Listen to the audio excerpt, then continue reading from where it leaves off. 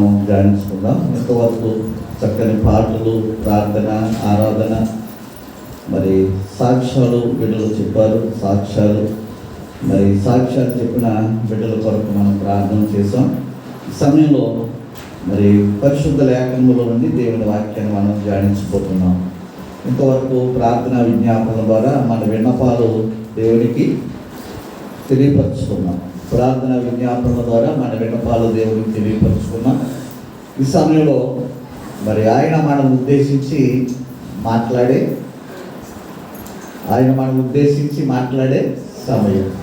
CM గారు ప్రజలను ఉద్దేశించి మాట్లాడతారు అనేటువంటి ఒక ఎడ్డింగ్ కనపడుతుంది. మన ప్రధానమంత్రి గారు ప్రజలను ఉద్దేశించి మాట్లాడబోతున్నారు అనేటువంటి ఒక మాట కూడా మనకు అక్కడ అవునా కనబడుతుంటుంది. అలాగే సీఎం గారి కంటే పిఎం గారి కంటే గొప్పవాడు ఎవరంటే ప్రభువు. కనుక ప్రభు మనందరిని ఉద్దేశించి ఏం చేయబోతున్నాడు, మాట్లాడబోతున్నాడు. కనుక ఆయన మాట కొరకు మనం ఏం చేయాలా, ఎదురు చూడాలి. ఆయన ఏం మాట్లాడతారో, ఇంకేం చెప్తారో అనేటువంటి ఆతృతతో మనం ప్రభు యొక్క మాట కొరకు కనిపెట్టవలసిన వారిగా మనం ఉన్నాం. దేవునికి స్తోత్రాలు. పరిశుద్ధ లేఖనములో నుండి పోయిన ఫిబ్రవరి నెల బల్లారంలో చదువుకున్న మాట యోహాను సువార్త 6వ అధ్యాయము 27వ వాక్యములో నుండి పోయిన నెలలో బల్లారంలో మన ఈ వాక్యాన్ని మనం ధ్యానించుకున్నాం. ఆ క్షయమైన ఆహారము కొరకు కష్టపడకూడి గాని నిత్య జీవమును కలుగ చేయు అక్షయమైన ఆహారము కొరకే కష్టపడుడి. మనుష్య కుమారుడు దానిని మీకిచ్చును. ఇందుకై తండ్రి అయిన దేవుడు ఆయనకు ముద్ర వేసి ఉన్నాడని చెప్పాడు. దేవునికి స్తోత్రం. హల్లెలూయా. ఈ మాట ఎవరు చెప్పారు? యేసు ప్రభు వారే ఈ మాట చెప్పారు. పోయిన వారంలోనే నేను వెనక్కి పేజీ తిప్పించి ఆ చివర యేసు అనే మాట ఉన్నది, దానికి ముందు చిన్న ఐపెన్ ఉంది. అలాగంటే ఆ ఐపెన్ ముందు, ఆ డాష్ ముందు ఎవరైతే పేరుందో ఆయనే ఆ మాట చెప్పినట్లు అని నేను ముందే తెలియపరిచాను. దేవునికి స్తోత్రం. హల్లెలూయా. క్యాండిల్ గుర్చిస్తే బాగుంటుంది, పిల్లల తల్లి కదా. నుండి క్షయమైన ఆహారము కొరకు కష్టపడకూడదు కానీ నిత్య జీవమును కలుగజేయు అక్షయమైన ఆహారము కొరకే కష్టపడుడి. ఈ ఆహారమును ఎవరిస్తారు మీకు? మనుష్య కుమారుడే ఈ ఆహారమును మీకు ఇచ్చును అని దేవుని యొక్క వాక్యములో మనం చూస్తూ ఉన్నాం. దేవునికి స్తోత్రం. హల్లెలూయా. ఈ పైన క్షయమైన అక్షయమైన ఆహారము అనే దాని గురించి పోయిన ఫిబ్రవరి నెల మొదటి ఆదివారం బల్లారాధన రోజునే చాలా విపులంగా దేవుని యొక్క గ్రంథంలో నుండి మనం మాట్లాడుకున్నాం, నేర్చుకున్నాం. దేవునికి స్తోత్రం. హల్లెలూయా. తర్వాత ఇంకా కింద వచ్చిన మనం చూస్తే దాన్ని ఎవరిస్తారు మీకు అంటున్నాడు? మనుష్య కుమారుడు ఆ అక్షయమైనటువంటి ఆహారమును మీకు ఇచ్చును అని అక్కడ దేవుని యొక్క వాక్యములో మనం చూస్తూ ఉన్నాం. దేవునికి స్తోత్రం. హల్లెలూయా. ఇంకా కింద వచ్చిన మనం చదివితే అందుకు వారు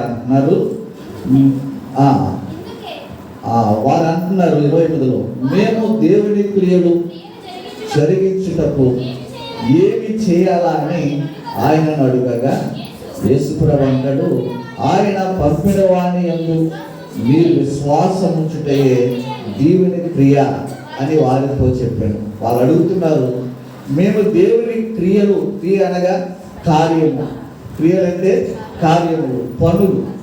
మేము దేవుని కార్యాలు చేయడానికి మేము ఏం చేయాలా, దేవుని క్రియ జరిగించుట కొరకు మేమేమి చేయాలా అని చెప్పి వారు అడుగుతూ ఉన్నారు. దేవునికి స్తోత్రం. హల్లెలూయా. యేసు ప్రభు దానికి సమాధానం చెప్తా అన్నాడు, ఆయన పంపిన వాని యందు విశ్వాసముంచుటయే దేవుని క్రియ. దేవుని క్రియ చేయడానికి, దేవుని కార్యాలు చేయడానికి, దేవుని పనులు చేయడానికి మేమేమి చేయాలా అని వారు అడుగుతున్నారు. కార్యం అనగా పని, ఏదో పని అనిపిస్తూ ఉంటుంది. ఆయన నామాన్ని బట్టి మరి ఏదైనా మరి పేదలకి వస్త్రదానాలు చేయడము, ఆయన నామాన్ని బట్టి పేదలకి అన్నదానం చేయడము, ఆయన నామాన్ని బట్టి ఏదైనా ఒక సభ, ఏదైనా ఒక కార్యము ఏర్పాటు చేయడము, ఏదో కార్యము అనేటువంటి దాంట్లో ఆ మాటలు కనబడతా ఉంటాయి. ఇలాంటి ఆలోచన మనకు వస్తూ ఉంటుంది. ఇవి మంచివే కాదు అని నేను చెప్తలేదు, కానీ అయితే ప్రభువారు మేము ఏం చేయాలా, దేవుని క్రియ జరిగించడానికి, దేవుని కార్యం చేయడానికి మేము ఏమి చేయాలా అని మరి ప్రభువారు అంటున్నటువంటి వారు అంటున్నటువంటి మాటకి ప్రభువారు చెప్పినటువంటి సమాధానం ఏంటి అని మనం చూస్తున్నట్లయితే, ఆయన చెప్పండి, ఆయన పంపిన వాని యందు విశ్వాసం ఉంచుటే దేవుని క్రియ. హల్లెలూయా. మనం ఏమనుకుంటున్నాం? అన్న సందర్భంలో చేయించాలా, వస్త్రదానాలు చేయాలా, లేకపోతే ఆయన నామాన్ని బట్టి ఏదైనా ఒక బస్సు కొరకు ఎండలో నిలబడతారు. చూడండి, బస్సు కొరకు ఎండలో నిలబడుతుంటారు. ఆ ఎండలో నిలబడి ఇక్కడ ఆలోచించి కొంతమంది ఆ ఊర్లో ఉన్న ఎవరైనా సమర్పణ గల వారు ఏం చేస్తారు, ఆ బస్ స్టాండ్ దగ్గర ఒక షెడ్ ఏర్పాటు చేస్తారు. అక్కడ రాస్తారు, ఇది ఫలానా వారు మరి ఏర్పాటు చేశారని దాని మీద రాస్తూ ఉంటారు. ఏంటన్నమాట, అది ఒక పని, అది ఒక కార్యం. అలాంటివి ఏమైనా చేయాలా అనేటువంటి ఒక ఆలోచన. పని అంటే అలాంటివి కదా. అయితే ప్రభు చెప్తున్నాడు, పని అంటే ఏంటో చెప్తున్నాడు ఇక్కడ. ఆయన పంపిన వాని యందు విశ్వాసం ఉంచడమే ఆయన పని, ఆయన క్రియ అని చెప్తున్నాడు. దేవునికి స్తోత్రాలు. కనుక మనం ఏం చేయాలంటే, ఆయన పంపిన వాని యందు, ఎవరు ఆయన పంపిన వాడు? ప్రభు అయిన యేసుక్రీస్తు. వారి లోకములో పాపములో కొట్టులాడుతున్నటువంటి ప్రతి మానవుని కూడా, శాపగ్రస్తులుగా ఉన్నటువంటి ప్రతి మానవుని కూడా రక్షించడానికి దేవాది దేవుడు తన ప్రియకుమారుడైనటువంటి యేసుక్రీస్తు వారిని ఈ లోకానికి పంపించాడు. కనుక తండ్రి ద్వారా పంపించబడినటువంటి దేవుని కుమారుడైనటువంటి యేసుక్రీస్తు ప్రభు యందు విశ్వాసం ఉంచడమే దేవుని కొరకు మనం చేసే క్రియ, దేవుని కొరకు మనం చేసే పని. దేవునికి స్తోత్రం. హల్లెలూయా. దీనికి ఏమైనా మన శ్రమ అవసరం అవుతుందా? దీనికి ఏమైనా మన కష్టార్జితం అవసరం అవుతుందా? దీనికి ఏమైనా వేలాది రూపాయలు అవసరం అవుతాయా? చెప్పండి అమ్మా. కాదు. దేవునికి స్తోత్రాలు. హల్లెలూయా. ఏం చేయమంటున్నాడు? ఈ లోక రక్షకుడుగా, ఈ లోకము కొరకు, లోకములో ఉన్నటువంటి సర్వ మానవుల యొక్క పాపాన్ని విమోచించడానికి, సర్వ మానవుల నిమిత్తము కలవరి శిలువలో ఆయన పరిశుద్ధ రక్తమును చిందించడానికి తన తండ్రి చేత పంపించబడినటువంటి ఆ ప్రియకుమారుడైనటువంటి యేసు ప్రభు యందు విశ్వాసం ఉంచడమే దేవుని క్రియ అని చెప్తా ఉన్నాడు. దేవునికి స్తోత్రం. హల్లెలూయా. మన ఆలోచన ఎక్కడికో వెళ్ళిపోతుంటే ఏం చేయాలా, ఏం చేయాలా, ఏం చేయాలా, ఏం చేయాలని మనం తలడిల్లిపోతూ ఉంటాం. ఏం చేయాలని చెప్తున్నాడంటే, ఆయన యందు విశ్వాసం ఉంచడమే మనం చేసే క్రియ, మనం చేసే పని. దేవునికి స్తోత్రం. హల్లెలూయా. ఆయన యందు మనం ఎప్పుడైతే విశ్వాసం ఉంచామో, ఆ విశ్వాసములో నుండి ఆయన కొరకు మనం ఏం చేయాలో ఆలోచనలు దేవుడు ఇస్తాడు. ఆ విశ్వాసమును బట్టి దానికి కావలసినటువంటి అవసరతలన్నీ దేవుడు తీరుస్తూ ఉంటాడు. కనుక ఆయన క్రియ చేయడానికి మొట్టమొదట మనలో ఉండవలసినటువంటి ప్రాముఖ్యమైనటువంటి కార్యం ఏంటంటే, ఆయన యందు విశ్వాసం ఉంచడం. ఎవరు చెప్తున్నారు ఈ మాట? ఆయన కుమారుడైనటువంటి యేసుక్రీస్తు ప్రభువారు. ఆనాటి వారు అడుగుతున్నారు, మేము ఆయన క్రియ చేయాలంటే ఏం చేయాలా అని వారు అడిగినప్పుడు 29లో ఆయన అంటాడు, ఆయన పంపిన వాని యందు విశ్వాసం ఉంచుటే దేవుని క్రియ అని వారితో చెప్పాను. అప్పుడు వారు అంటున్నారు, అట్లయితే మేము చూచి నిన్ను విశ్వాసము, నీ ఎడల విశ్వాసం ఉంచుటకు నీవు ఇప్పుడు మా పట్ల ఏ సూచక్రియ చేస్తున్నావని, ఏ సూచక్రియ చేస్తావు, చేయబోతున్నావు, జరిగించబోతున్నావు అని వాళ్ళు అడుగుతున్నారు. కనుక మనుషులకి ఏం కావాలా? ఒక వ్యక్తిని మనం నమ్మాలి అంటే, ఒక వ్యక్తిని మనం విశ్వాసం ఉంచాలంటే, ఒక వ్యక్తి యొక్క మంచి చెడ్డలు మనం గ్రహించాలి అంటే అతని ద్వారా ఏదో కార్యాన్ని మనము చూడాలి. దాన్ని ఏమన్నారంటే సూచక క్రియలు అంటాడు. దేవుడి స్తోత్రాలు. కాబట్టి నీవు ఏమి చేస్తావు? ఇప్పుడు మేము నీ ఎడల విశ్వాసం ఉంచాలంటే, మేము నీ ఎడల నమ్మకం ఉంచాలంటే నీవు మా ఎడల జరిగించే కార్యము ఏంటి, ఏ సూచక క్రియ నీవు చేయబోతున్నావు అని వాళ్ళు ప్రభుని అడుగుతా ఉన్నారు. దేవునికి స్తోత్రాలు. కనుక ఈవేళ కూడా ప్రజలు ఏమడుగుతున్నారు? కార్యాలు మనకే చూస్తా ఉన్నారు. కార్యాలు జరిగితేనే కానీ ఆ వ్యక్తుల ఎడల మనకి ఏం కలుగుతలేదు అన్నమాట, నమ్మకాలు చిక్కడం లేదు.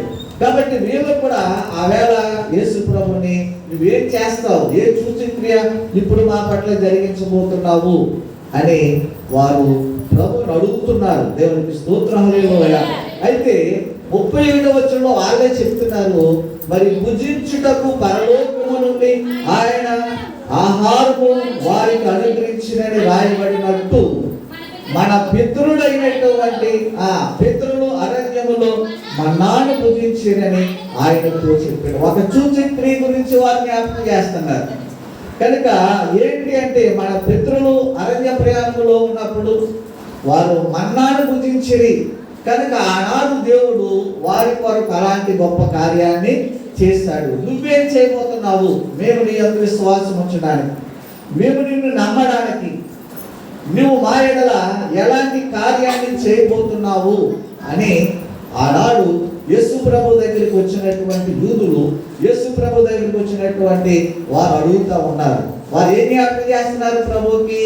మోషే కాలంలో ఇశ్రాయేలు ప్రజలు ఆ 40 సంవత్సరాలు అరణ్య యాత్రలు వారు ప్రయాణం చేస్తా ఉన్నప్పుడు దేవుడు వారికి తినడానికి ఏమిచ్చాడు అన్నమాట? మన్నాను కురిపించాడు. అది దేవదూతలు తినే ఆహారము. కనుక దానిని ప్రభువు దగ్గర వారు జ్ఞాపకం చేస్తున్నారు. కనుక మోషే కాలంలో దేవుడు ఇలాగా మన్నాను కురిపించాడు. దేవుడికి స్తోత్రం. హల్లెలూయా. అయితే నువ్వు ఏం చేయబోతున్నావు అని అడిగినప్పుడు యేసు ప్రభు వారికి ఈ మాట తెలియపరుస్తున్నాడు. దేవుడికి స్తోత్రం. హల్లెలూయా. 32లో కాబట్టి యేసు పరలోకము నుండి వచ్చు ఆహారము మోషే మీకు ఇయ్యలేదు. యేసు ప్రభు చెప్తున్నాడు.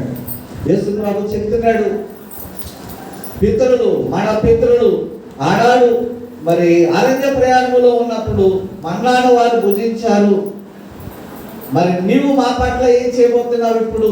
నిన్ను విశ్వాసించడానికి, నిన్ను నమ్మడానికి అని వారు అడిగినప్పుడు యేసు ప్రభు వారితో చెప్తా ఉన్నాడు ఏంటంటే, పరలోకము నుండి వచ్చే ఆహారము మోషే మీకు ఇయ్యలేదు అంటున్నాడు. దేవునికి స్తోత్రం. హల్లెలూయా. ఇది వాస్తవమేనా? సరే, వాస్తవా? మరి ఎక్కడి నుండి వచ్చింది ఆ ఆహారం? పరలోకం నుంచి రాకపోతే చెప్పండి.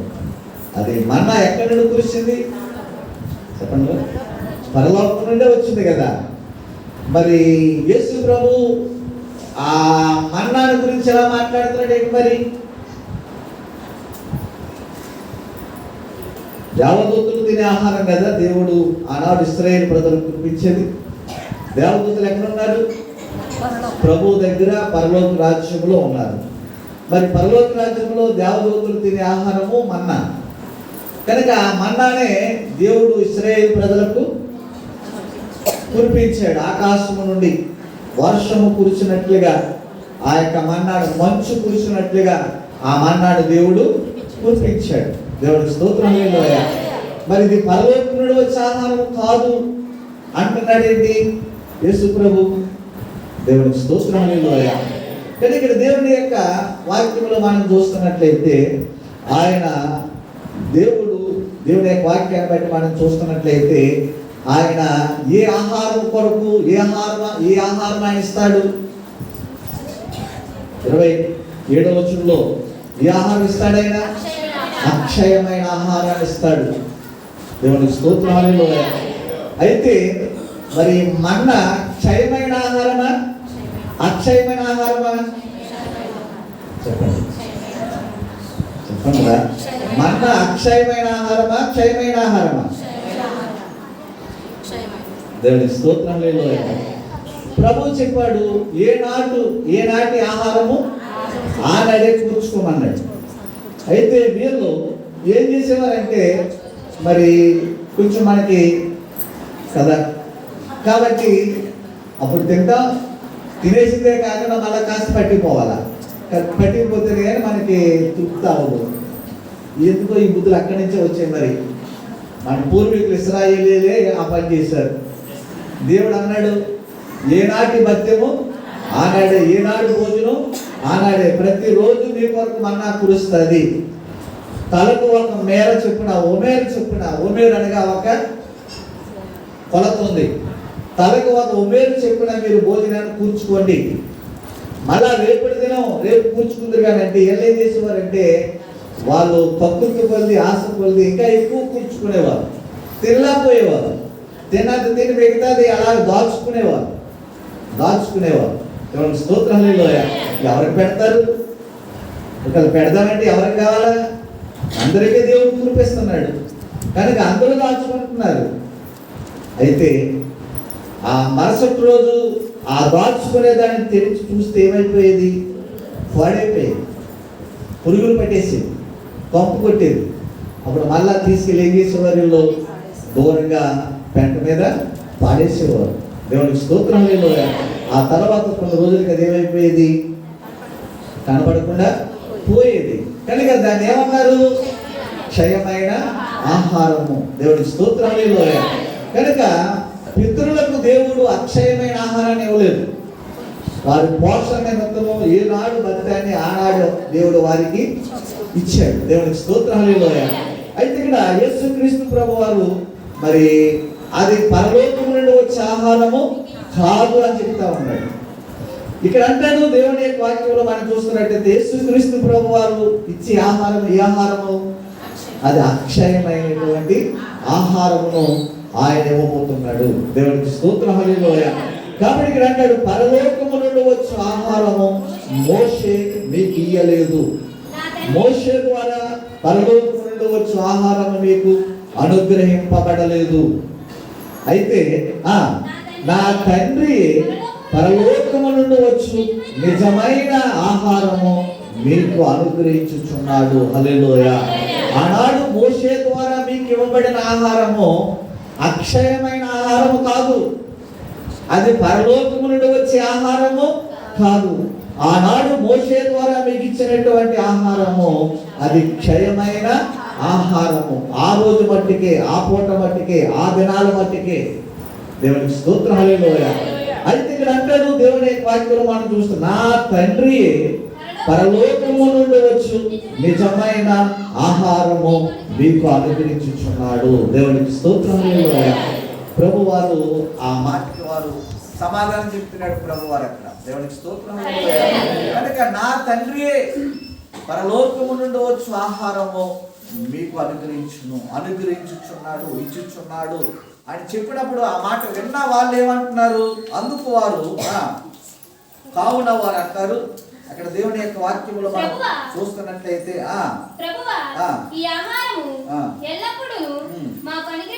కాబట్టి ప్రభువా ఈ తండ్రి ఇచ్చే పరలోకము నుండి వచ్చే ఆ ఆహారము మాకు కావాలి అని అడుగుతున్నారు. పరలోకము నుండి వచ్చే ఆ ఆహారమును మాకు అనుగ్రహించుము అని వారు ప్రభుని అడుగుతున్నట్లుగా అక్కడ దేవుని యొక్క వాక్యములో మనం చూస్తా ఉన్నాం. దేవునికి స్తోత్రం. 33లో కూడా అంటాడు పరలోకము నుండి దిగి వచ్చి లోకమునకు జీవమునిచ్చున్నది దేవుడు అనుగ్రహించు ఆహారమై ఉన్నదని మీతో నిశ్చయముగా చెప్పుచున్నానని వారితో చెప్పాను. దేవునికి స్తోత్రం. పరలోకము నుండి దిగి వచ్చి లోకమునకు జీవమునిచ్చున్నది దేవుడు అనుగ్రహించు ఆహారము. మన పితరులు మన్నాను తిని ఏమయ్యారు? చనిపోయారు. మన పితరులు మన్నాను తిని కూడా మరణించారు. మన్నాను తిని మరణించినట్టు కాదు దేవుడు మనకిచ్చే ఆహారం. ఈ ఆహారం తినేవాడు నిత్య జీవము పొందుకుంటాడని ఇక్కడ దేవుడు తన వాక్యం ద్వారా తెలియపరుస్తాడు. అంటాడు పరలోకము నుండి దిగి వచ్చి లోకమునకు జీవమునిచ్చున్నది దేవుడు అనుగ్రహించు ఆహారము. లోకానికి జీవాన్నిచ్చేది, లోకమునకు నిత్య జీవమునిచ్చేది. అయితే మోషే ద్వారా దేవుడిచ్చే ఆ మన్నా తిని ఆనాడు ఇశ్రాయేలీయులు ఏమయ్యారు? చనిపోయారు, మరణించారు. ఇక్కడ అంటాడు దేవుని యొక్క వాక్యంలో మనం చూస్తున్నట్లయితే 49వ వచనం, మీ పితరులు అరణ్యములో మన్నాను తినినను చనిపోయిరి. హల్లెలూయా. దానికి సమాధానం కనబడుతుంది కదా వెంటనే. పితరులు మన్నాను తిన్నారు. అయితే అది మన్నా ఎవరి ద్వారా, ఎవరిని బట్టి అనుగ్రహించబడింది? మోషేను బట్టి అనుగ్రహించబడింది. అయితే మోషేను బట్టి మన పితరులు 40 సంవత్సరాలు అరణ్య యాత్రలు, అరణ్య ప్రయాణంలో మన్నాను తిన్నారు. మన్నాను తిని కూడా వారు ఏమైపోయారంటే చనిపోయారు. అది వారికి తాత్కాలికమైనటువంటి పోషణగా, తాత్కాలికమైనటువంటి మరి విధానాన్ని కలిగించింది తప్ప అది శాశ్వతమైనటువంటి ఆశీర్వాదాన్ని, దీవెనను అది వారికి అనుగ్రహించలేకపోయింది. కాబట్టి ఇక్కడ అంటాడు, మీ పితరులు అరణ్యములో మన్నాను తినినను చనిపోయిరి. హల్లెలూయా. ఇంకా మన పితరులు అరణ్యములో మన్నాను తిన్నారు, ఆ విషయం మనకు తెలుసు. వారు చనిపోయారన్న సంగతి కూడా మనకు తెలుసు. దేవునికి స్తోత్రం. ఇంకా అంటాడు అక్కడ దేవుని యొక్క వాక్యములో మనం చూస్తున్నట్లయితే, దీనిని తినివాడు, దేనిని తినివాడు? పరలోకమందు ఉన్నటువంటి నా తండ్రి చేత మీకు అనుగ్రహించబడుతున్నటువంటి ఈ యొక్క క్షయమైనటువంటి ఆహారమును, అనగా జీవమునిచ్చే ఈ ఆహారము తినివాడు ఏమవుతాడు అంటాడు? చావకుండునట్లు. హల్లెలూయా. చావడు, ఈ ఆహారం తినేవాడు చావడు అంటున్నాడు. దేవునికి స్తోత్రం. హల్లెలూయా. అంటాడు అక్కడ, దీనిని తినివాడు చావకుండునట్లు పరలోకము నుండి దిగి వచ్చిన ఆహారము ఇది. హల్లెలూయా. కనుక ఆ ఆహారం తిని చనిపోయారు. ఈ ఆహారం తిని చనిపోవడానికి ఆస్కారం లేదు. ఈ ఆహారం తిన్నవాడు ఎవరు చనిపోడు. ఈ ఆహారము వారికి ఏమిస్తుంది అంటున్నాడు? నిత్య జీవాన్ని ఇస్తుంది, జీవమును ఇస్తుంది అంటున్నాడు. ఇక్కడ 33వ వచనం, జీవమునిచ్చున్నది దేవుడు అనుగ్రహించు ఆహారమై ఉన్నదని మీతో నిశ్చయముగా చెప్పుచున్నాను. దేవుడికి స్తోత్రం. కాబట్టి అంటాడు ఇక్కడ దేవుని యొక్క వాక్యములో మనం చూస్తున్నట్లయితే, పరలోకము నుండి దిగి వచ్చిన ఆహారము ఇది అంటాడు. అక్కడ 40-50 వచనంలో మనం చూస్తున్నట్లయితే. హల్లెలూయా. పరలోకము నుండి వచ్చి జీవాహారాన్ని గురించి ప్రభువు చెప్తున్నాడు. పరలోకము నుండి వచ్చి మనుషులకు జీవమునిచ్చే ఆహారం కొరకు దేవుడు చెప్తున్నాడు. దేవునికి స్తోత్రం. మనం ఈ లోకంలో సమకూర్చుకొని, మనం ఈ లోకంలో సిద్ధపరచుకున్నటువంటి ఈ ఆహారం తినటువంటి మనుషుడు కూడా ఏమవుతున్నాడు? ఈ ఆహారం తినే మనుషులు కూడా ఏమవుతున్నారు? చనిపోతున్నారు. దేవునికి స్తోత్రం. అన్నాడు మన్నాను తినే మనుషులు కూడా చనిపోయారు. అయితే పరలోకముందు ఉన్నటువంటి ఆ తండ్రి ద్వారా మనకు అనుగ్రహించబడుతున్నటువంటి ఆ ఆహారము మనుషులకు ఏమిస్తుంది అంటున్నాడు? జీవాన్ని ఇస్తుంది అంటున్నాడు. జీవాన్ని ఇస్తుంది అంటున్నాడు. అంటే వారు ఎన్నటికి చనిపోరు అని చెప్తా ఉన్నాడు. అప్పుడు వాళ్ళకి ఏం కలిగింది చెప్పండి? ఏం కలిగింది వాళ్ళకి? ఆ ఆహారం ఎడల ఆశ కలిగింది. ఆ ఆహారం ఎడల ఆశ కలిగింది. ఆనాడు సమరయ స్త్రీతో ప్రభు చెప్పాడు, అమ్మ నీవిచ్చే నీళ్లు నేను త్రాగినట్లయితే మరలా నాకు దాహం కలుగుతుంది. కనుక ఆమె ఇచ్చే నీళ్లు ఆయన తాగినప్పుడు మరలా ఆ నీళ్లు తర్వాత మళ్ళీ ఏమేస్తుంది? దాహం వేస్తుంది. మనకు మనం తోడుకుని కొట్టుకుని పైపు కొట్టుకుని తాగే నీళ్లు కూడా మనకి ఏమేస్తాయి? మరలా దాహం వేస్తాయి. మరలా దాహం వేయకుండా కడుపు నిండా తాగేసినా మరలా దాహం వేస్తాయి. మరలా తాగాల. దేవునికి స్తోత్రం. కనుక పితరులకు దేవుడు ఆ మోషే ద్వారా ఇచ్చినటువంటి ఆహారము తిని మరలా వలాకులు కొనేవారు, తిని మరలా ఆకలి కొనేవారు. మరలా తినాలా. దేవునికి స్తోత్రం. అయితే ఇక్కడ వారు ఎన్నిసార్లు తిన్నా, ఎన్నిసార్లు తాగినా దాహం వేస్తుంది, ఆకలి వేస్తుంది. అయితే ఆ నీళ్లు వారికి జీవాన్ని ఇస్తలేదు, ఆ ఆహారం వాళ్ళకి జీవాన్ని ఇస్తలేదు. అయితే ఇక్కడ సమరయ స్త్రీతో ప్రభు అన్నాడు, నేను ఇచ్చిన నీళ్లను త్రాగినట్లయితే మరి అన్నిటికీ కూడా నీకు దాహం వేయదు. నేను ఇచ్చిన నీళ్లు త్రాగినట్లయితే అది నీకు ఎన్నటికి దాహం వేయదు. ఆ నీళ్లు నీకు మరి నీ యొక్క ఆ మనసులో లేక నీ హృదయంలో అది నిత్య జీవాన్ని నీకు అనుగ్రహిస్తబడతాయని చెప్తామని చూడ. ఒక పాట చదువు. 4వ అధ్యాయం 10వ వచనంలో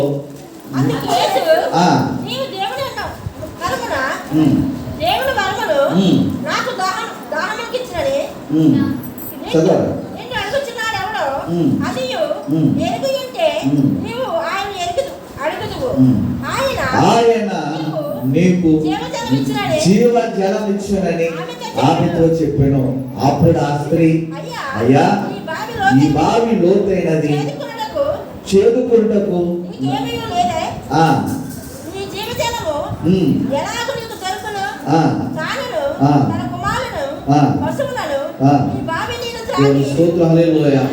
కనుక ఆవిడ చెప్తుంది, నువ్వు ఎలాగిస్తావు నాకు నీళ్లు?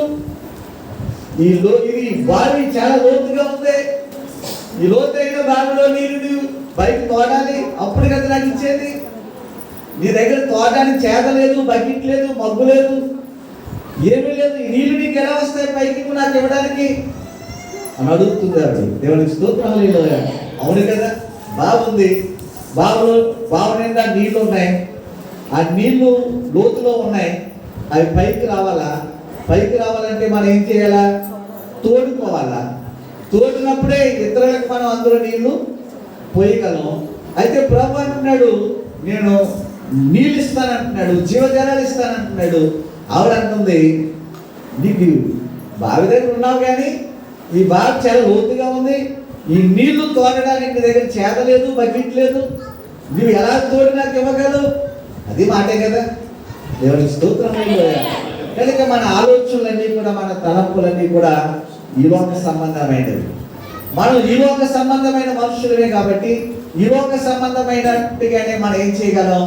మాట్లాడగలం. దేవునికి స్తోత్రం. హల్లెలూయా. కనుక ప్రభు పరలోక సంబంధి కనుక ఆయన మాటలు పర సంబంధమైనవిగా ఉంటాయి. దేవునికి స్తోత్రం. హల్లెలూయా. కాబట్టి ప్రభు అంటాడు దేవుని యొక్క వాక్యం. అందుకు యేసు 13వ వచనంలో, ఈ నీళ్లు తాగు ప్రతివాడు మరలా దప్పుకొనును, నేనిచ్చి నీళ్లు త్రాగువాడు వాడెప్పుడునో దప్పికొనడు. హల్లెలూయా. ఈ నీళ్లు నువ్విచ్చే నీళ్లు, నువ్వు చెప్పినట్లుగా ఈ బావిలో నీళ్లు తోడేసిన మళ్ళా నీకు దాహం వేస్తుంది. ఈ బావిలో నీళ్లు తోడేసిన మళ్ళా నీకు దాహం వేస్తుంది. దేవుని స్తోత్రం. హల్లెలూయా. అయితే ఈ బావివి కానీ వేరే నీళ్లు నా దగ్గర ఉన్నాయి అంటున్నాడు. ఆ నీళ్లు నేను నీకు ఇస్తానంటున్నాడు. నీవు ఆ నీళ్లు త్రాగినట్లయితే మరి అన్నిటికీ కూడా నీకేమేయదు? దాహం వేయదు అని చెప్తున్నాడు. దేవునికి స్తోత్రం. హల్లెలూయా. పదే పరుగులెత్తుకుని ఆ నూతు దగ్గరికి పరిగెత్తుకుని వెళ్ళి ఎండ అయినా వెళ్ళాలా, వాన అయినా వెళ్ళాలా కదా, నీళ్ళైపోయింది చీకటైనా వెళ్ళాలా, మిట్ట మధ్యాహ్నం గాలుపు కొడుతున్నా మంచినీళ్ళు లేకపోతే ఏం చేయాలా? ఆ నూతు దగ్గరికి మనకు నిప్పు లేకుండా మన కాళ్ళకడే పైసలు ఉన్నాయి, మరి ఏం చేస్తాం? ఆ బాధ ఏం తెలుస్తుంది మనకి కదా. మా చిన్నప్పుడు అందరూ కాలొక్క నూతికి వెళ్ళేవారు. నుయ్య లేకుండా పోయింది. కాలొక్క నుయ్యింది, కాలకడ ఎక్కడ పోయింది, కాలకడ ఎక్కడ పోయింది అంటారు వెళ్ళిపోయారు. ఆ నుయ్య కప్పెట్టేశారు కదా మొత్తం. లేకపోతే అక్కడ రాయశక్తి గారి నుయ్యి కాడికి వెళ్ళేవారు చిన్నప్పుడు. నాకు ఇంకా మేము చిన్నప్పుడు ఈ మోకాలు బావిలో నుంచి మోసుకొచ్చేవాళ్ళు బాగా ముసలోళ్ళు రాయశెట్టి గారు నుయ్యి దగ్గర ఉంది. ఆ నుయ్యలేదు, ఈ నుయ్యలేదు, ఏ నుయ్యలు లేవు. అప్పుడైతే మనకు తెలుసును ఆ బాధ ఏంటో. అర్ధరాత్రి నీళ్ళకి వెళ్ళడం అంటే, మధ్యాహ్నం నీళ్ళకి వెళ్ళడం ఏంటో మనకి తెలుసు. మనకి ఇంటికాడ దేవుడి పైకి చేయడం అందరికి. దేవుని స్తోత్రం. కాబట్టి ఇక్కడ దేవుని యొక్క వాక్యంలో మనం చూసుకున్నట్టయితే, నేనిచ్చు నీళ్లు త్రాగు ప్రతివాడు మరి అన్నిటికీ కూడా దప్పికొనడు. హల్లెలూయా. ఆ నీళ్ళు ఎడల అక్కడ ఆమెకు కూడా ఏమొచ్చింది? ఆ నీళ్ళు ఎడల ఆమెకు కూడా ఏమొచ్చింది? అక్కడ ఆశ కలిగింది. మరి ఇంకెన్నడూ దాహం వేయకుండా ఉన్నట్లయితే ఆ నీళ్లు తీసుకుని చాలు కదా. ఇంకా మనకి ఈ భోజనం తింటే చాలు, జీవితకాలం భోజనం అవసరం లేదంటే మనకేం కావాలి చెప్పండి అమ్మా? ఆ భోజనం ఎంతమంది ఆశపడతారు? ఈ వేళ తింటే చాలు, ఇంక జీవితకాలం భోజనం అవసరం లేదన్న భోజనం ఎంతమంది ఆశపడతారు చెప్పండి రా, చెప్పండి. అలా సాయంత్రానికి మాంసం ఉందా? అలా సాయంత్రానికి పలావ్ ఉందా? దమ్ బిర్యానీ వద్దా సాయంత్రానికి? హల్లెలూయా. కాబట్టి ఇక్కడ దేవుని యొక్క వాక్యంలో మనం చూస్తున్నట్టయితే, ఈ సమరయ స్త్రీ కూడా నేనిచ్చి నీళ్ళు నీకు ఎన్నటికి దాహం వేయాలన్నప్పుడు ప్రభువా ఆ నీళ్ళు నాకు కావాలని అడుగుతుంది. వీళ్ళు కూడా మరి పరలోకం నుండి వచ్చే ఆహారాన్ని మోషే మీకు ఇయ్యలేదు, కానీ పరలోకమందున్న నా తండ్రి మీకు ఆ ఆహారాన్ని ఇస్తాడు, అది మీకు ఏమిస్తుంది? జీవాన్ని ఇస్తుంది అన్నప్పుడు వారికి ఆహారం మీద ఏం కలిగింది? ఆశ కలిగింది. దేవునికి స్తోత్రం, హల్లెలూయా. వారు అడుగుతున్నారు, ప్రభువా ఆ ఆహారమును మాకు ఎల్లప్పుడూ అనుగ్రహించుమని 34 వచనంలో, ప్రభువా ఈ ఆహారమును ఎల్లప్పుడూ మాకు అనుగ్రహించుమని. హల్లెలూయా. జీవాన్నిచ్చే ఆహారం, జీవాన్నిచ్చే ఆహారము మాకు ఎల్లప్పుడూ ఆ ఆహారాన్ని అనుగ్రహించు ప్రభు అని ప్రభువుని అడుగుతున్నారు వాళ్ళు. దేవునికి స్తోత్రం, హల్లెలూయా. అందుకు యేసు వారితో ఇట్లనెను, జీవాహారము నేనే. హల్లెలూయా, హల్లెలూయా. ఆ జీవాహారాన్ని మాకు అనుగ్రహించండి. మరి ఎన్నటన్నిటికీ మాకు ఆకలే లేనటువంటి, మళ్ళా మేము ఆకలి కొనలేనటువంటి ఆ ఆహారాన్ని, జీవాన్నిచ్చే ఆహారాన్ని మాకు దయచేయి ప్రభు అని వాళ్ళు అడుగుతున్నప్పుడు ప్రభు అంటున్నాడు, ఆ జీవాహారమును నేనే. హల్లెలూయా. ఆ జీవాహారమును నేనే అని ప్రభు చెప్తా ఉన్నాడు. ఈ మాటలు వాళ్ళకి అర్థమవుతాయా? సరే, ఈ మాట మనకు అర్థమవుతాయా? దేవునికి స్తోత్రం, హల్లెలూయా. జీవాహారమును నేనే అంటాడు. నా యొద్దకు వచ్చువాడు ఏమాత్రమును ఆకలి కొనడు. హల్లెలూయా. ప్రభు చెప్తున్నాడు, నా యొద్దకు వచ్చేవాడు ఏమాత్రమును ఆకలి కొనడు, నా యందు విశ్వాసం ఉంచువాడు ఎప్పుడును దప్పి కొనడు. హల్లెలూయా. నా యొద్దకు వచ్చేవాడు ఎప్పటికీ ఆకలి కొనడు అంటున్నాడు, ఏమాత్రమును ఆకలి కొనడు అంటున్నాడు. నా యందు విశ్వాసం ఉంచువాడు ఎప్పుడును దప్పి కొనడు అని ప్రభు వాళ్ళతో చెప్తా ఉన్నాడు. దేవునికి స్తోత్రం, హల్లెలూయా. ఆయన చూస్తే ఆకలి తీరిపోద్దా? ఆయన చూస్తే ఆకలి తీరిపోద్దా? ఆయన దగ్గరికి వస్తే ఆకలి తీరిపోద్దా? ఆయన దగ్గరికి వస్తే దాహం తీరిపోద్దా? ఆయన విశ్వాసం ఉంచితే ఆకలి తీరిపోద్దా? ప్రశ్న కదా అవి. దేవునికి స్తోత్రం, హల్లెలూయా. కాబట్టి ఇంకా ఇక్కడ దేవుడు తన వాక్యం ద్వారా మనం ఆయన చెప్తున్నటువంటి మాటలు మనం చూస్తున్నట్లయితే, మీరు నన్ను చూచి ఉండి విశ్వాసం ఉంచకుండా ఉన్నారని మీతో చెప్పితేనే, అయితే తండ్రి నాకు అనుగ్రహించిన వారందరూ నా యొద్దకు వస్తారు, నా యొద్దకు వచ్చి వారిని నేను ఎంత మాత్రము త్రోసివేయను. హల్లెలూయా. కాబట్టి అంటున్నాడు దేవుని యొక్క వాక్యములో, మరి తండ్రి నాకు అనుగ్రహించిన వారందరూ కూడా నా యొద్దకు వస్తారు, నా యొద్దకు వచ్చి వారిని నేను ఎంత మాత్రమును త్రోసివేయను. ప్రభు చెప్తున్నారు ఈ మాట. హల్లెలూయా. కనుక ఆయన అనేకులను ఆయన సన్నిధికి పిలుస్తున్నాడే తప్ప ఆయన దగ్గరికి వచ్చే వాళ్ళని ఎన్నడూ కూడా ఎప్పుడు కూడా ఆయన బయటికి పొంది అని త్రోసివేసినట్లుగా ఎక్కడ లేఖనాలు మనకి కనపడలేదు. ఒక చోట మాత్రం యేసు ప్రభు ఆ దేవాలయంలో ఉన్న ప్రజలందరిని బయటికి వెళ్ళగొట్టాడు. ఎక్కడ? దేవాలయంలో ఏం జరుగుతుంది? అక్కడ వ్యాపారం జరుగుతుంది. దేవాలయంలో ఏం జరగాల? దేవాలయంలో ఆరాధన జరగాల, ప్రార్థన జరగాల, పాటలు జరగాల, దేవునికి స్తుతి, దేవునికి మహిమ, దేవునికి ఘనత, దేవునికి ప్రభావములు అక్కడ నుండి మరి ఆరోపించబడవలసినటువంటి ఆ స్థలంలో ప్రజలు ఆ దేవాలయాన్ని ఎలా మార్చేశారంటే వ్యాపారం చేసుకునే స్థలంగా దానిని మార్చేసుకున్నారు. దేవునికి స్తోత్రం, హల్లెలూయా. కాబట్టి అక్కడ మాత్రం ప్రభుకి ఏమొచ్చిందంటే కోపం వచ్చింది. అక్కడ ఆ చిల్లలు మార్చేవారిని, వ్యాపారం చేసేవారిని, వారి గోళ్ళన్నింటినీ కూడా చెల్లాచెదరు చేసి, నా తండ్రి ఇల్లు మీరు వ్యాపారపు ఇల్లుగా చేశారు, నా తండ్రి ఇంటిని మీరు వ్యాపారపు ఇల్లుగా చేశారని కూడా అక్కడ కోపడ్డాడు. కనుక ఇక్కడ అంటాడు, నా యొద్దకు వచ్చి వారిని నేను ఎంత మాత్రము త్రోసివేయను. తండ్రి నాకు అనుగ్రహించిన వారందరూ కూడా నా యొద్దకు వస్తారు అని ప్రభు చెప్తున్నాడు. 38వ వచనం అంటున్నాడు, నా ఇష్టమును నెరవేర్చుకునేటప్పుడు నేను రాలేదు. హల్లెలూయా. కనుక నా ఇష్టాన్ని నెరవేర్చుకోవడానికి నేను ఇక్కడికి రాలేదు, నన్ను పంపిన వారి చిత్తము నెరవేర్చడానికి నేను పరలోకము నుండి దిగి వచ్చాను అని ప్రభు చెప్తున్నాడు. దేవునికి స్తోత్రం. కనుక యేసుక్రీస్తు ప్రభు వారు ఈ వాకానికి వచ్చాడు. ఆయన 33.5 సంవత్సరాలు జీవించాడు. ఆయన జీవించిన 33.5 సంవత్సరాలు కూడా ఆయన ఇష్టాన్ని ఆయన నెరవేర్చుకోలేదు. ఆయనకంటూ ఒక ఇష్టం ఉంటుందా? ఆయనకంటూ ఒక ఇష్టం ఉంటుందా? ఆయనకంటూ ఒక ఆలోచన ఉంటుందా?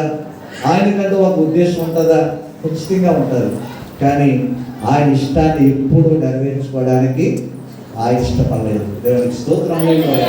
ఆయన తన ఎవరైతే ఈ లోకానికి పంపించారో ఆయనను, ఆ తండ్రి యొక్క ఇష్టాన్ని మాత్రమే ఆయన నెరవేర్చు అంటాడు. నా ఇష్టము నెరవేర్చుకున్నట్టు నేను రాలేదు, నన్ను పంపిన వాడి చిత్తము నెరవేర్చుటకే పరలోకము నుండి దిగి వచ్చింది. హల్లెలూయా. ఆయన నాకు అనుగ్రహించిన దాని అంతటిలో నేనేది పోగొట్టుకొనక అంచెదినమున దాని లేపుటే నన్ను పంపిన వాడిని చిత్తము. హల్లెలూయా. అంటాడు ఇక్కడ దేవుని యొక్క వాక్యములు మనం చూస్తున్నాం. నాకు అనుగ్రహించిన దాని అంతటిలో నేనేమి కూడా పోగొట్టుకోలేదు. మనం కూడా దేవుడు మనకు అనుగ్రహించినటువంటి వాటిలో వేటిని కూడా మనం ఏం చేయకూడదు? పోగొట్టుకోకూడదు. దేవుడు మనకు అనుగ్రహించినవి ఏంటి? ఏంటి దేవుడు మనకు అనుగ్రహించినవి అని మనం చూస్తున్నట్లయితే ఆయన యొక్క మరి వరాలు, ఆయన యొక్క ఫలాలు.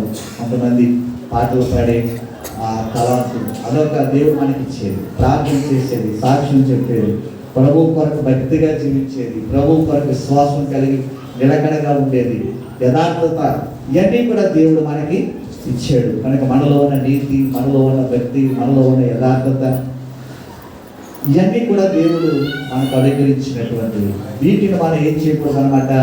పోగొట్టుకోకూడదు. మన జీవిత కాలం మట్టుకు వీటన్నిటిని కూడా మనం అనుసరిస్తూ, వీటిని మన జీవితంలో, మన హృదయంలో వాటిని అలవర్చుకుంటూ, ఆ ప్రకారంగా మన జీవితంలో మన ముందుకు కొనసాగవలసిన వారిగా ఉన్నాము.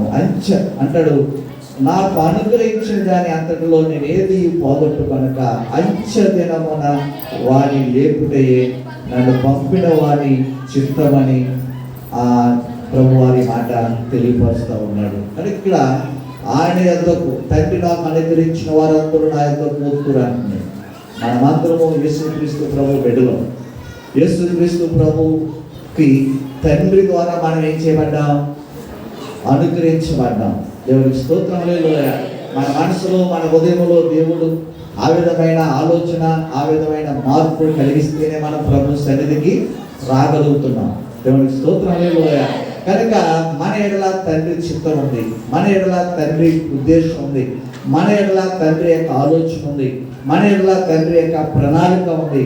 ఆయన ప్రణాళికలో, ఆయన చిత్తములో, ఆయన ఉద్దేశంలో ఉన్న మనం అందరం కూడా ఆయన సన్నిధికి వచ్చాం. మనము యేసుక్రీస్తు ప్రభు చేతికి అప్పగించబడ్డాం. ఎవరి ద్వారా అంటే తండ్రి మూలముగా, తండ్రి ద్వారా. అందుకంటాడు దేవుని యొక్క వాక్యంలో మనం చూస్తున్నట్లయితే, తండ్రి నాకు అనుగ్రహించిన వారందరిలో నేను ఏ ఒక్కరిని కూడా పోగొట్టుకోలేదు అంటున్నాడు. దేవునికి స్తోత్రం. హల్లెలూయా. అంచె దినమున వాణిని లేపుటే నన్ను పంపిన వాని యొక్క చిత్తము. ఒక రోజున ఆయన మనం తిరిగి లేపుతాడు. మనమందరం ఒక రోజున మన యొక్క రోజులు సంపూర్తి అయిన తర్వాత, మన దినాలు సంపూర్తి అయిన తర్వాత మనమందరం ఈ లోకాన్ని విడిచిపెట్టాలి. మన పితరులు ఎలాగైతే ఈ లోకంలో మరణించారో, మనం కూడా మన దినములు సంపూర్తి అయిన తర్వాత మనం కూడా ఈ లోకంలో ఏం చేయవలసి ఉంది? మరణించవలసినటువంటి అవసరత ఉంది. ఎందుకు మనం మరణించాలంటే, మరణిస్తేనే పరలోక రాజ్యంలోనికి వెళ్తాం. మరణించలేకపోతే పరలోకానికి మనము వెళ్ళలేము. స్తోత్రం. వాటిని చూపిస్తాను. పరిశుద్ధ లేఖనంలో ఉండే రాత్రి చదివిన వాక్యంలోకి వెళ్దాం.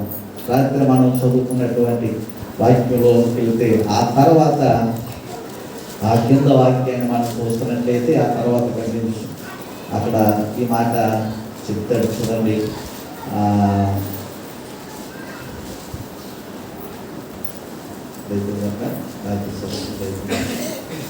కొరింథీయులకు రాసిన పత్రిక, మొదటి కొరింథీయులకు రాసిన పత్రిక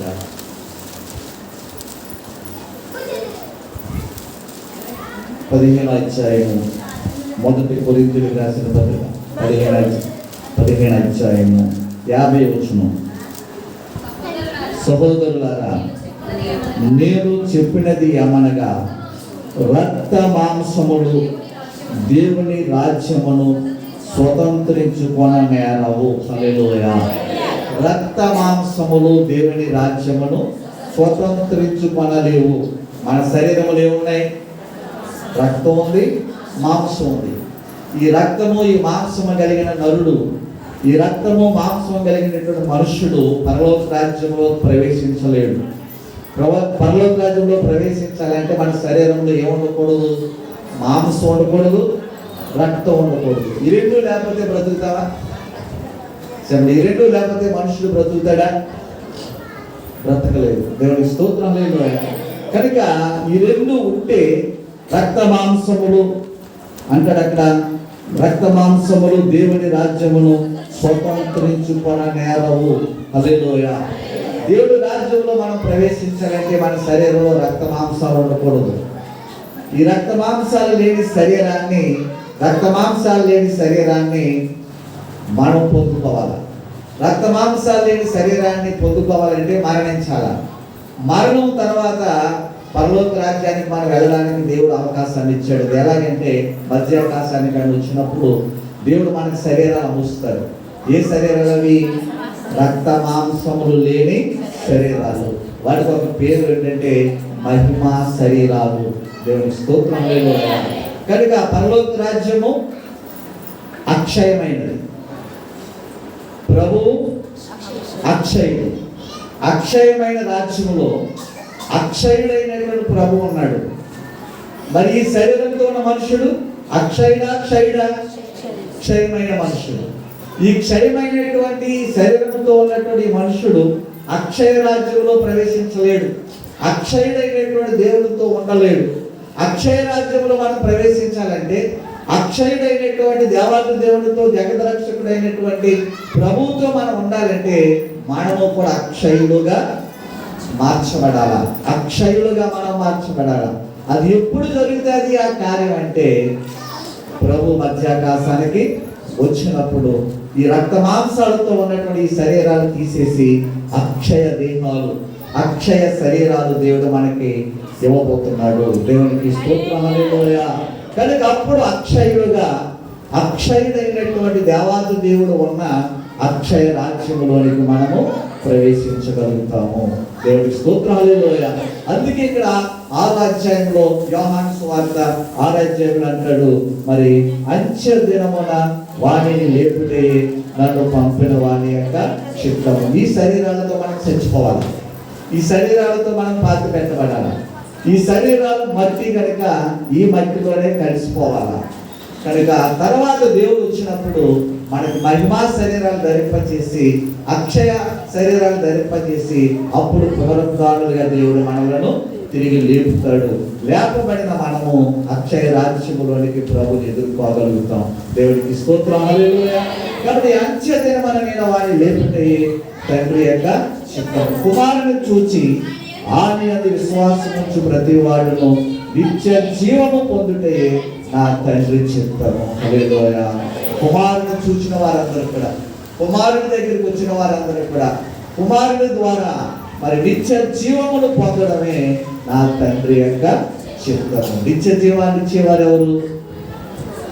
ప్రభు అయిన యేసుక్రీస్తు వారు నిత్య జీవాన్ని మనకి ఇచ్చేవాడు. దేవునికి స్తోత్రం. హల్లెలూయా. కనుక నిత్య జీవాన్ని ఇచ్చేవాడు ప్రభు అయిన యేసుక్రీస్తు వారు. దేవునికి స్తోత్రం. హల్లెలూయా. అయితే నిత్య జీవాన్ని అక్కడ ఏర్పాటు చేసింది, సిద్ధపరిచింది ఎవరంటే తండ్రి. దేవునికి స్తోత్రం. హల్లెలూయా. సంపాదించిన ఆస్తి అంతా తండ్రి సంపాదించాడు. అయితే తండ్రి ఎవరికి ఇచ్చాడు? పెత్తనం కుమారునికి ఇచ్చాడు. కాబట్టి మనం చూస్తాం దేవుని యొక్క వాక్యంలో మనం చూస్తే ఐగుప్తు దేశ అధికారి ఎవడు? ఫరో. ఐగుప్తు దేశాన్ని పరిపాలించేది ఐగుప్తు దేశ అధికారి ఎవరంటే ఫరో రాజు. కాబట్టి అధికారి ఫరో రాజే కానీ కార్యాలు జరిగించేవాడు ఎవరు? యోసేపు. కార్యాలు జరిగించేవాడు యోసేపు. దేవునికి స్తోత్రం. హల్లెలూయా. కనుక ఆయన అంటాడు, పేరుకు నేను అధికారిని, అయితే కార్యాలన్నీ నీ చేతుల మీదే జరగాల అని ఆ ఫరో రాజు ఆ బాధ్యతలన్నీ ఎవరికి అప్పగించాడంటే ఆ యోసేపుకి అప్పగించాడు. అలాగే తండ్రి అయిన దేవుడు కూడా ఈ బాధ్యతలన్నీ ఎవరికి అప్పగించాడంటే తన కుమారుడైనటువంటి యేసుక్రీస్తుకు అప్పగించాడు. దేవునికి స్తోత్రం. మనం గమనించాలి. యోసేపు తల్లిదండ్రులు వెళ్ళారు, అన్నదమ్ములు వెళ్ళారు. యోసేపు అధికారం అంతా యోసేపు చేతిలో ఉంది. వాళ్ళకి కావలసిన భూభాగాన్ని, వాళ్ళకి కావలసినటువంటి వసతులు యోసేపు ఇవ్వగలరా? చెప్పండి, ఇవ్వగలరా? ఇవ్వగలరు. ఎందుకంటే అధికారం అంతా ఆయన చేతికి అప్పగించేశాడు ఫరో రాజు. కనుక నా ఇష్టం, నేను చేస్తాను అని చేశాడా? చేయలేదు. ఎవరి దగ్గర తీసుకెళ్ళాడు? ఫరో రాజు దగ్గరికి తీసుకెళ్ళాడు. వీళ్ళు, ఈయన నా తండ్రి, వీళ్ళు మా అన్నదమ్ములు. కనుక అక్కడ నుండి ఫరో వాళ్ళ మన ప్రాంతానికి వచ్చారు. కనుక వీళ్ళు గొర్రెలు మేపుకునేవారు. అనే విషయాలన్నీ కూడా యోసేపు ఆ ఫరో రాజుకి తెలియపరిచాడు. ఆ యోసేపు యొక్క ఆలోచన మేరకు, అతని యొక్క సలహా మేరకు, అతని యొక్క మాట మేరకే ఆ తండ్రికి, అన్నదమ్ములకి స్వాచ్ఛాలు ఐగుప్తు దేశంలో యోసేపు ద్వారా ఇవ్వబడ్డాయి. దేవునికి స్తోత్రం. హల్లెలూయా. అని అధికారం యేసుక్రీస్తు ప్రభువుదే. కానీ ఎవరి చిత్తం లేకుండా ఆయన చేయడంటే, ఆ తండ్రి యొక్క చిత్తం లేకుండా ఆయన ఏ కార్యాన్ని చేయడు. యోసేపు ఎలాగైతే ఐగుప్తు రాజు యొక్క ఇష్టం లేకుండా చేయలేదో, యేసుక్రీస్తు ప్రభువు కూడా మరి తన తండ్రి యొక్క చిత్తం లేకుండా, తన తండ్రి యొక్క సలహా లేకుండా, తన తండ్రి యొక్క ఉద్దేశం లేకుండా ఏ కార్యాన్ని కూడా చేయడు. తన కుమారుడైనటువంటి యేసు ప్రభు చేస్తున్న ప్రతి పని, ప్రతి కార్యం ద్వారా ఎవరు మహిమపరచబడుతున్నారు? తండ్రి మహిమపరచబడుతున్నాడు. తండ్రిని మహిమపరచడం కొరకే కుమారుడు ఈ లోకంలో మరి తన తండ్రి యొక్క ఇష్టాన్ని నెరవేరుస్తున్నాడు. దేవునికి స్తోత్రం. హల్లెలూయా. మనము కూడా మన కొరకు మరణించిన, మన కొరకు రక్తం కార్చిన, మన కొరకు ఆ కలవరి శిలువలో మరణం అయిపోయిన, యాగం అయిపోయినటువంటి ఆ ప్రభు యొక్క చిత్తాన్ని మనం ఏం చేయాలా? నెరవేర్చే వారిగా మనం ఉండాలా? ఆయనను గణపరిచే వారిగా మనం ఉండాలా? ఆయనను మహిమపరిచే వారిగా మనము ఉండాలి. ఏ విషయంలో కూడా మనం పేరు అనేది అక్కడ రాకూడదు. ఇలాంటి చాలా మంది దైవజనులు చేస్తున్న పని ఏంటంటే, ఏదైనా చిన్న కార్యం జరిగితే పెద్ద పెద్ద ఫ్లెక్సీలు వేయించుకుంటున్నారు. పెద్ద పెద్ద ఫ్లెక్సీలు వేయించుకుంటున్నారు. అక్కడ యేసు ప్రభు బొమ్మ కనపడదు. అక్కడ ఆ ఫ్లెక్సీ మీద కనీసం సిలువు కూడా కనపడదు. అక్కడ ఈ అయ్యగారి ద్వారా ఈ కార్యం జరిగిందని పెద్ద పెద్ద ఫ్లెక్సీలు వేయించుకుంటారు. ఎవరు ఎదురుకుండా కనపడుతున్నారంటే అయ్యగారులే ఎదురుకుండా కనపడుతున్నారు తప్ప ప్రభు మరుగున పడిపోతున్నాడు. కనుక మన జీవితంలో, మన బ్రతుకులో మనము వెనక్కి తగ్గాలి. మన ముందు ఎవరు పెట్టుకోవాలంటే మనం ప్రభువుని పెట్టుకోవాలి. ప్రభువే గణపరచబడాలి, ప్రభువే మహిమపరచబడాలి. కాబట్టి మనలో మనం ఖచ్చితంగా ఏం చేసుకోవాలంటే తగ్గించుకోవాలి. అప్పుడు దేవుడు మనం ఒక రోజు ఏం చేస్తాడు? మనం హెచ్చిస్తాడు. కనుక ఇక్కడ దేవుడు తన వాక్యం ద్వారా మనం చూస్తున్నట్లయితే ఆ అక్షయమైనటువంటి ఆహారం కొరకు మీరు కష్టపడండి అంటాడు. ఆ అక్షయమైన ఆహారం ఎవరని చెప్తున్నాడు? నేనే ఆ అక్షయమైన ఆహారము. మనుష్య కుమారుడైనటువంటి నేనే ఆ యొక్క అక్షయమైనటువంటి ఆహారం. మీకు జీవమునిచ్చే ఆహారం నేనే, మీకు నిత్య జీవాన్ని ఇచ్చే ఆహారమును నేనే అని ప్రభు చెప్తా ఉన్నాడు. కనుక ఆ ఆహారాన్ని మనం భుజిద్దాం. ఆ ఆహారం ద్వారా మనం నిత్య జీవాన్ని సొంతం చేసుకుందాం. దేవుడి మాటలు మనందరిలో బహుగా దీవించి ఆశీర్వదించును గాక. ఆమేన్. ప్రార్థన చేసుకుని మనం ఈ యొక్క బల్లారాధనలోనికి మనం వెళ్దాం. అందరూ కూడా ఉన్న స్థలంలోనే మీ బైబిల్ కొంచెం పక్కన పెట్టుకొని మరి ఉన్న స్థలంలోనే మోకాల్లోని